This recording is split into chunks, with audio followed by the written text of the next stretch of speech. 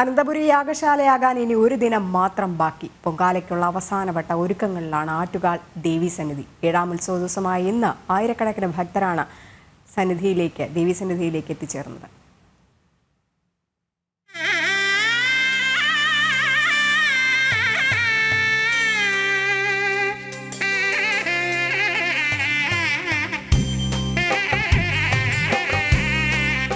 ഏഴാം ദിവസമായി ഇന്ന് ആയിരക്കണക്കിന് ഭക്തജനങ്ങളാണ് അമ്മയുടെ അനുഗ്രഹത്തിനായി ആറ്റുകാൽ ദേവീ സന്നിധിയിലെത്തിയത്.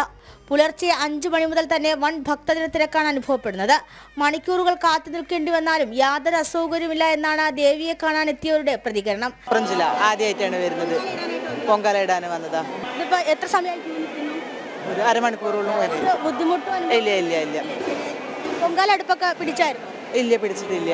എന്നാ വന്നേ? ഇന്ന് രാവിലെ. 2000-ഓളം പോലീസാണ് സുരക്ഷകർക്ക് മാത്രമായി ദേവീ സന്നിധിയിൽ വിന്യസിച്ചിട്ടുള്ളത്. ആരോഗ്യ പ്രവർത്തകരും ഫയർഫോഴ്സും മറ്റ് സേനാംഗങ്ങളും എന്താവശ്യത്തിനും സന്നദ്ധരായി കഴിഞ്ഞു. 2 നാൾ മാത്രമാണ് ഇനി പൊങ്കാലയ്ക്കായി കാത്തിരിക്കേണ്ടത്. ക്ഷേത്രത്തിന് പുറകുവശങ്ങളിലെല്ലാം ഇതിനോടകം തന്നെ പൊങ്കാല അടുപ്പുകൾ കൂട്ടിക്കഴിഞ്ഞു. ജനം, തിരുവനന്തപുരം.